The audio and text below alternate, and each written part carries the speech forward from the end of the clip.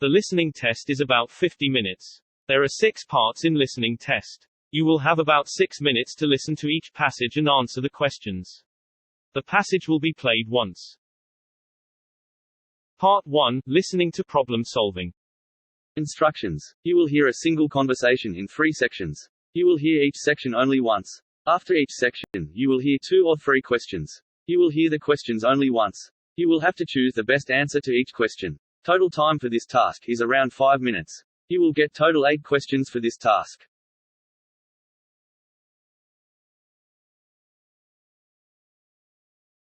Good morning. I would appreciate it if you could help me to open a bank account. Certainly. Which type of account, a current account or a deposit account, are you looking for? I want to open a current account. That's right. The application form is right here in front of me. Could you please provide me your full name? Yes, please. I am Peter Heen. Any documentation that can establish your identification, such as a driver's license or a passport. Yes, here is my passport right here. Are you the only proprietor of this company, or do you run it in collaboration with another person? No, I'm the only owner of this business. Well then, Mr. Peter, do you have your current passport-size photographs? I need 3 copies of this. I'm sorry to say that I do not have them with me at the moment, but I do have a digital copy stored in my phone. Is that sufficient? Okay, just use this ID to mail it.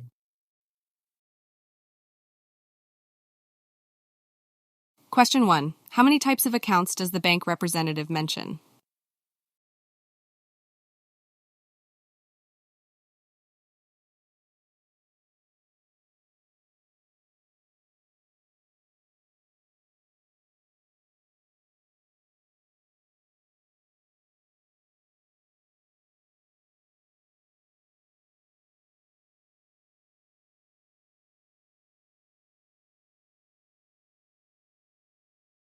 Question 2. Which of the following is not mentioned as a document for identification?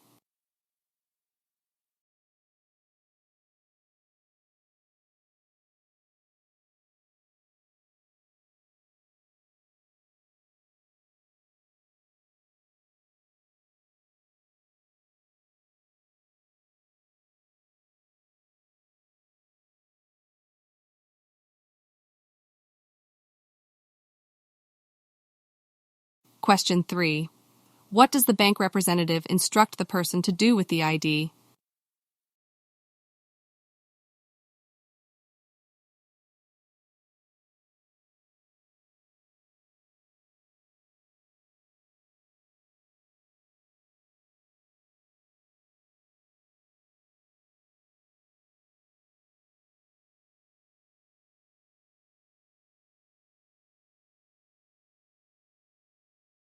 You will hear the second section of the conversation shortly.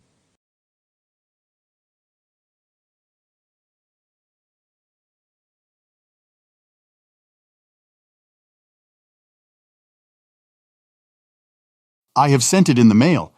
Could you kindly acknowledge that you have received it? Got it. Okay, where exactly are you residing at this moment? 15 Riverside. How long have you lived at the address that you currently have? Is it more than 2 years? Just 2 weeks. I actually just got here a month ago. I'm from Holland. That's not a problem at all. In spite of this, we do ask for a previous address when dealing with situations like this one. Oh, absolutely. Well, it's Railsdorf 2, Utrecht, Holland. Okay, do you have a number that I may call during the day? Yes, I think it is. My office number is 606295. Just a minute. I'd better check. Oh no, I'm sorry. The number's 616. I'm not yet accustomed to it. Would you also like the number to my house? Yes, please. It's 796431. Are they both considered to be local numbers? Yes, right. What is your job? I'm in Britain as a project manager, but that's not my main work. Professionally, I'm an engineer. Question 4. How long has Mr. Haynes lived at his current address?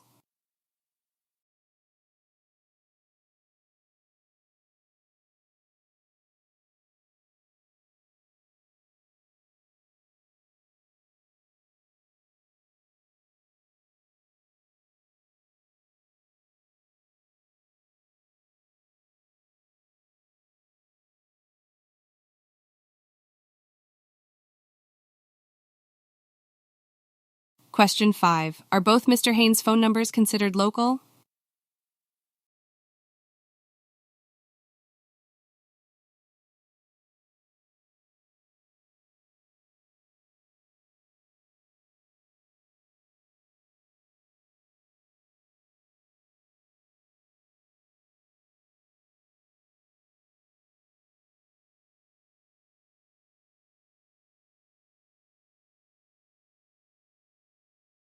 Question 6. What is the purpose of asking for Mr. Haynes' previous address?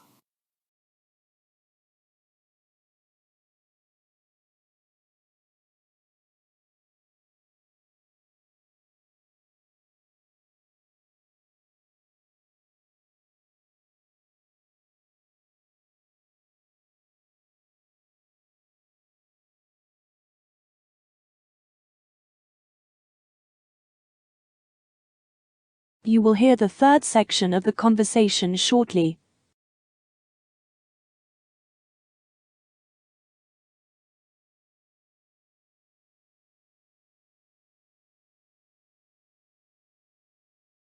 For safety concerns, we ask for a piece of information that we can use to verify your identification whenever someone calls us. So please be aware, Mr. Peter, that we do ask for this information. It sounds like the first name of my wife. Mothers are probably better. It's unlikely to be recognized. All right, so here it is. CTSITI. It's Indonesian. Fine. And how much would you wish to deposit into your account when you first start using it? In most cases, we require a minimum payment of £50. That's approximately €75. Which approach is the most effective one to take? I have another bank account. Is it possible to transfer money directly from there? Yeah, you can. Done. Is there anything else you require? It doesn't seem likely to me, thanks. Question 7. What method does Mr. Peter inquire about for transferring money from his other bank account?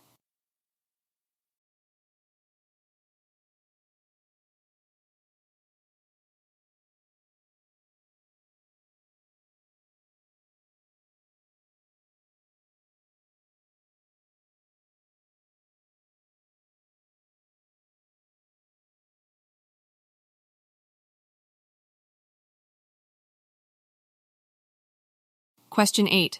What does Mr. Peter confirm at the end of the conversation?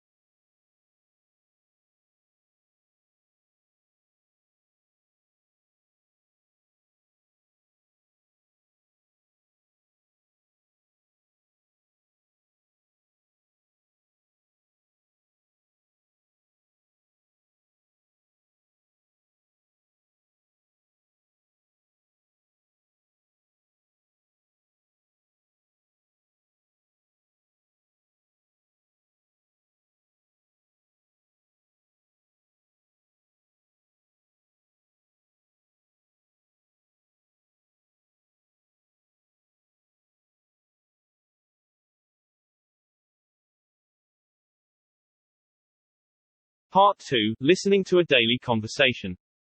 Instructions. You will hear a conversation followed by 5 questions. Listen to each question. You will hear the question only once. Choose the best answer to each question.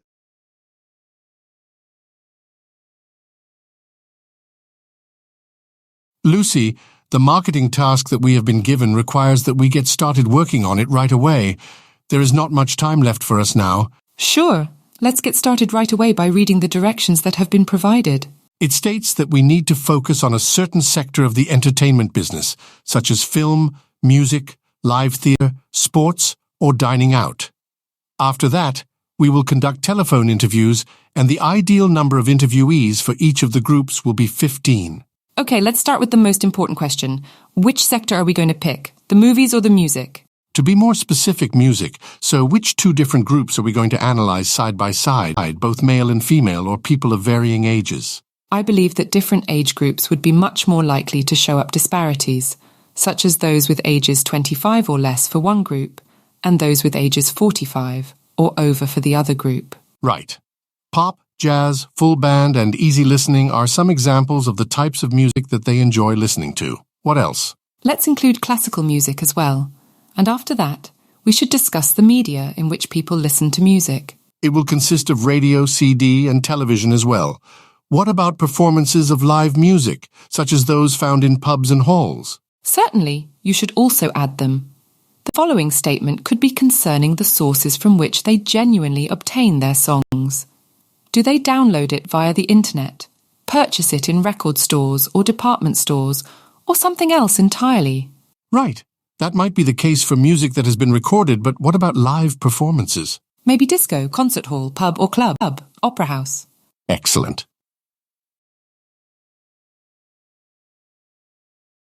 Question 1. According to the conversation, what is the main focus of the marketing task?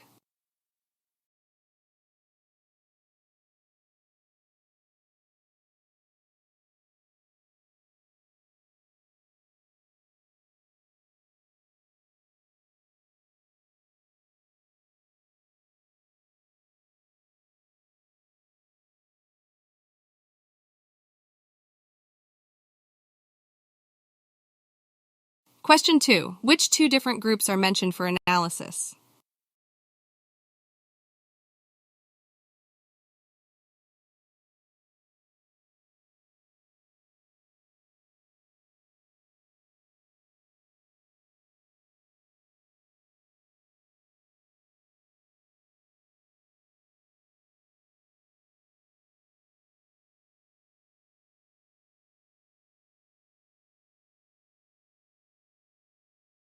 Question 3. What are the mentioned media in which people listen to music?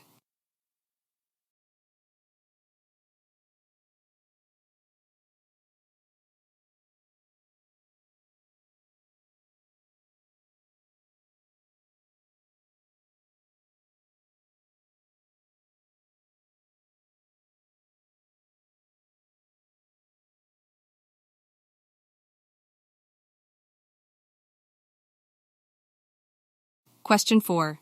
According to the conversation, which sector of the entertainment business is not mentioned as a focus for the marketing task?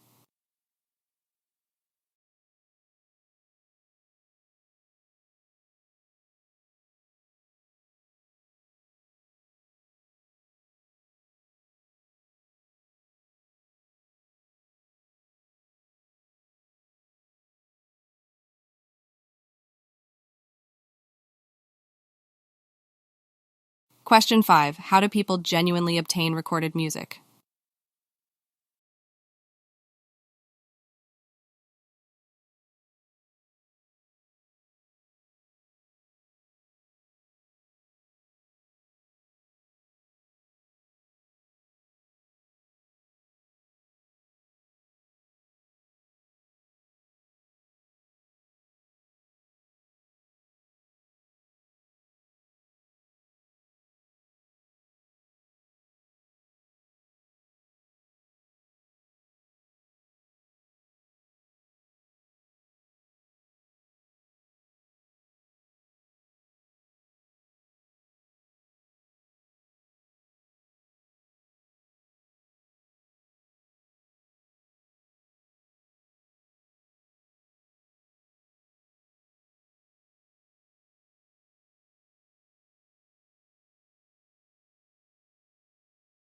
Part 3. Listening for information. Instructions. You will hear a conversation followed by 6 questions. Listen to each question. You will hear the question only once. Choose the best answer to each question.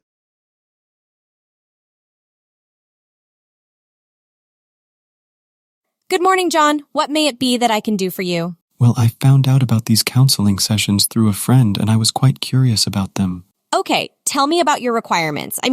Can you clarify what are your concerns? Yes, of course, I do need some explanation about how to manage my time and my work. I guess what I'm trying to say is that it looks like a fairly easy workload until the time for the assignments comes. And then it feels like I'm working through the night sometimes.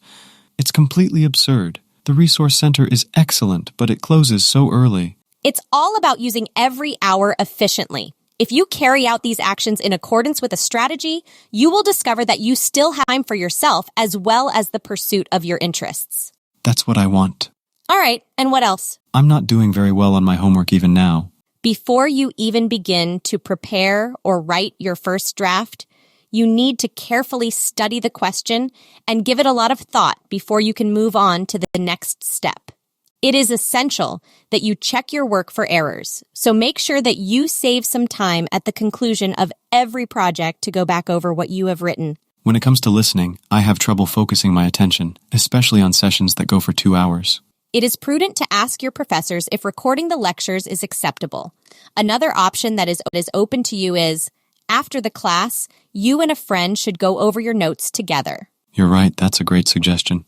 What about the reading? It is essential that you should not limit yourself to reading simply material related to your field. Read items that are of general interest to you, as well as interest you specifically.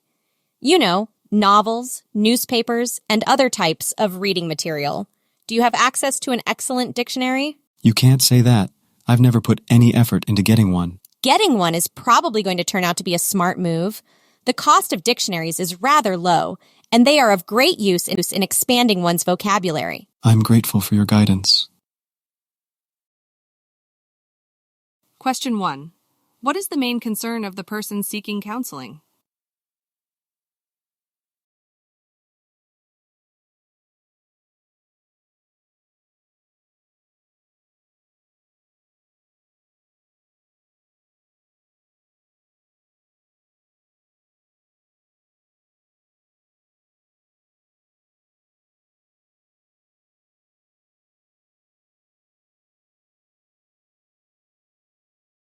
Question 2. What suggestion does the counselor provide to manage time efficiently?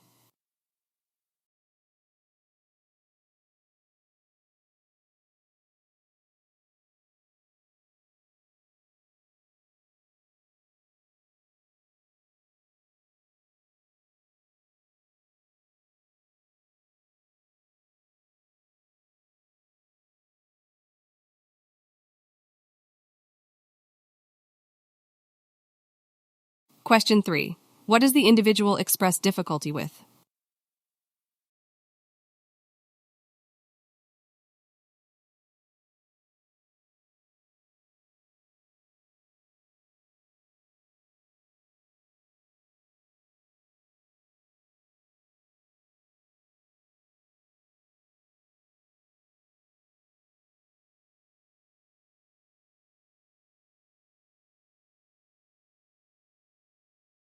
Question 4. What does the counselor emphasize about acquiring a dictionary?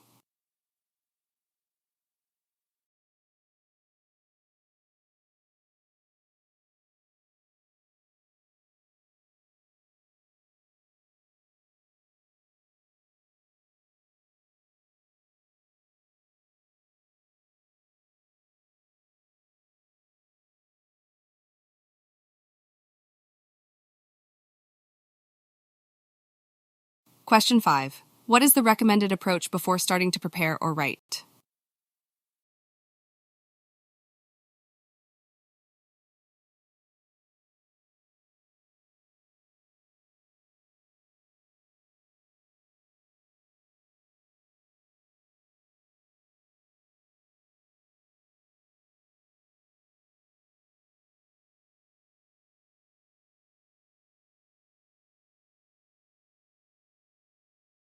Question 6. How does the individual respond to the counselor's guidance?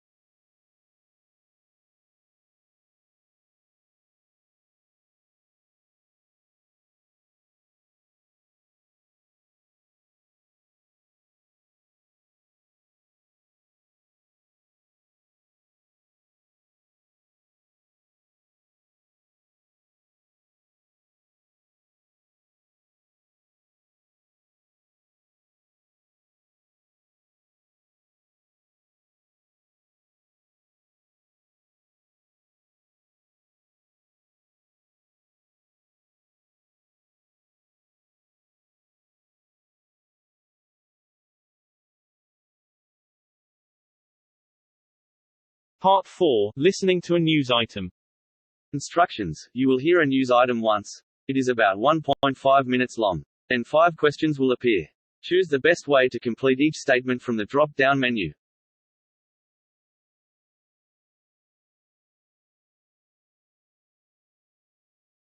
During the March on Washington for Jobs and Freedom on August 28, 1963, American civil rights activist Martin Luther King Jr. gave a public speech titled "I Have a Dream," in which he called for an end to racism in the United States and called for civil and economic rights. The speech was delivered to over 250,000 civil rights from the steps of the Lincoln Memorial in Washington, D.C. The speech referenced the Emancipation Proclamation, which freed millions of slaves in 1863. King notices that 100 years later, the Negro is still not free. At the end of the speech, Mahalia Jackson's shout made King break away from his written text and give up a partly improvised peroration on the theme, "I Have a Dream." Martin, please enlighten them on the significance of the dream. In this part of the speech, which most aroused the audience and has become its most renowned, King described his dreams of freedom and equality from a land of slavery and hatred. Martin Luther King Jr. joined Jefferson and Lincoln in shaping contemporary America with a single phrase, according to John Meacham. According to the results of a vote conducted in 1999 among experts in the field of public address, this speech was the best one delivered in the United States throughout the 20th century.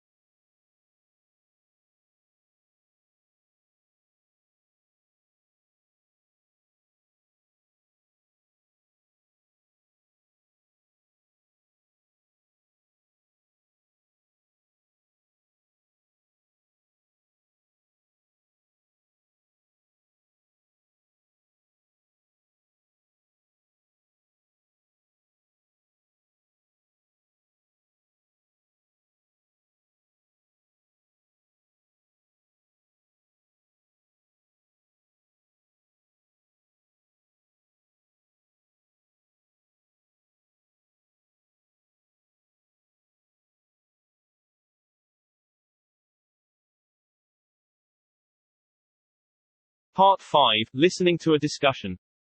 Instructions. You will listen to a 2 minutes video. Then 8 questions appear. Choose the best way to answer each question. For more info. Well, this month is Mental Health Month, and I want to introduce Jessica Walker with the Stop Stigma Sacramento Speakers Bureau. Great to have you with us. Thank you so much for having This me. is a great time to shine the spotlight on mental illness and how it affects people in the community. Talk a little bit about that. So I think it's all about conversations, and we need to have more conversations in our community, as well as conversations that we have with our mothers about what postpartum depression looks like, and also to change the face of that. I think a lot of people have this stigma in their minds of what it should be.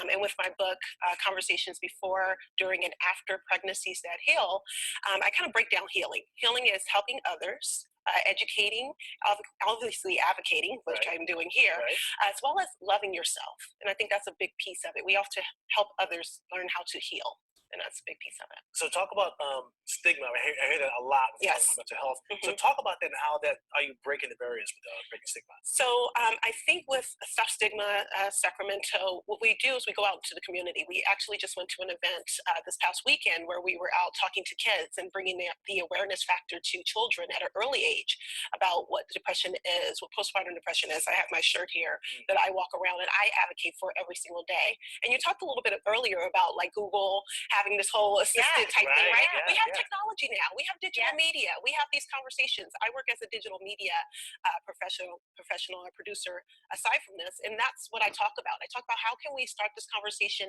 digitally as well. It doesn't have to be where you physically have to be there, but you can definitely continue the conversation online with social media. Yeah, and there are a lot of misconceptions when you talk about mental illness, and there is a project, the Mental Illness It's Not Always What You Think project. So what is that, and what is the goal of that? So the goal of that is to, like I said before, change the face of what we think mental illness is supposed to look like, right? Mental illness is not what you think. I'm sitting here. I've battled with postpartum depression. I've battled with it for about 5 years. And coming from the community where I came from, where everyone is pretty much depressed, it's like, what does that look like exactly, right? It's like we all struggling. We all going through it. So what does that look like exactly? People don't know, and they don't understand that what's happening in the brain is that your neurons are firing. It isn't something that you did yourself. It isn't something you brought upon yourself. It actually is something that's happening inside of your brain. It means that it's not transmitting certain signals. So you need to find healing for that and understand that you can come back from that. That's what the shirt says, right? I'm proof. You're proof. I talked about that on my morning show about dealing with mental illness and breaking the stigma. So absolutely, how can somebody start that conversation and help break that stigma? I think the biggest piece of it is awareness, is what we're doing now, right? We're utilizing media to bring awareness to what's happening in the community as well as mental illness in itself. But then also let's look at what stigma is and how that affects you, right? Because you can go through self-stigma. You can go through this whole thing of, I am not depressed. When doctors told me, oh yeah, and like my hair. When doctors told me, look at the camera. Hey, fix it, girl, fix it. Okay? Because people watch this. So, and when we talk about advocacy, you have to show up that way, right? You have to show up and know that, I'm serious about this cause. I definitely want women and mothers especially to understand that when you become a mother, you go from having everything in your control to everything's out of control. And you're like, oh my gosh, what just happened to me? I have this human being that came out of them. I don't even know them, but I love them. Like, what's going on? So bringing it back now to stigma. You go through that self-stigma where you just feel like, when doctors told me that I was depressed, or you're going through depression, I was like, depression? Where have you been at? We've been through slavery, civil rights. We was uplifting, like, no, that's not what happens to us. And that's not what happens to me. I'm not putting myself in that category. But then when I started to research and I started to find out more information, it was my son that actually woke me out of it. It was my son saying, Mom, I see a difference in you. And I said, oh, no way is this going to affect him in his life. Because as a mother, we ultimately just want to protect our kids.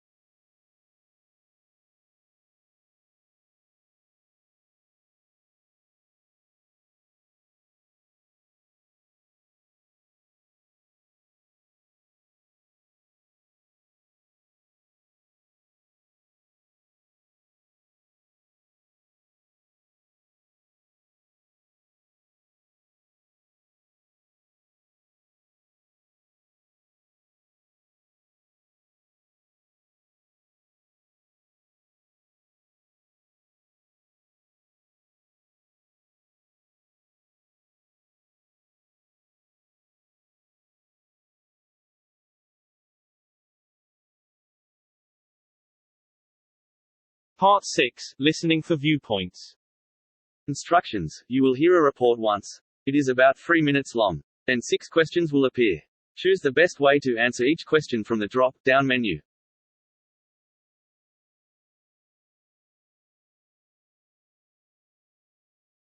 Sportsmanship includes traits like justice, self-control, courage, and persistence, as well as interpersonal ideas like treating others and being treated fairly, keeping self-control in interacting with others, and respecting authorities and opponents.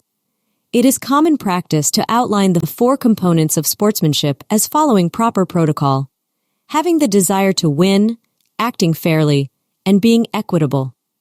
True sportsmanship necessitates the presence of all 4 aspects, and it is necessary to strike a balance between them all in order to achieve this.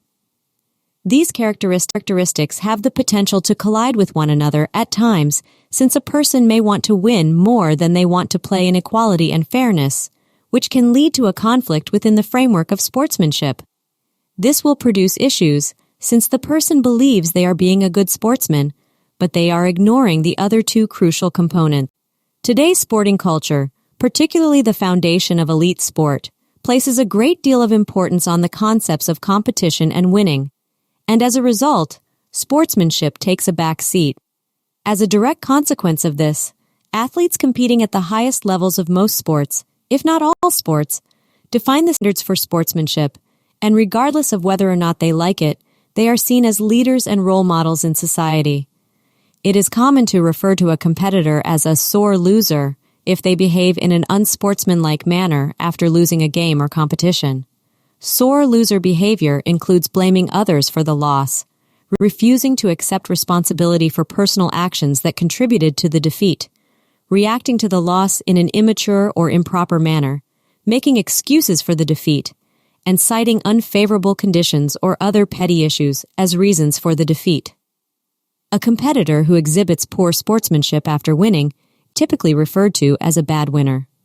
A bad winner acts in a shallow fashion after his or her victory, such as by gloating about his or her win, rubbing the win in the faces of the opponents, and lowering the opponent's self-esteem by constantly reminding the opponents of poor performance. In comparison, even if the opponents competed well, not showing respect to the other team is considered to being a bad sportsman and could lead to demoralizing effects.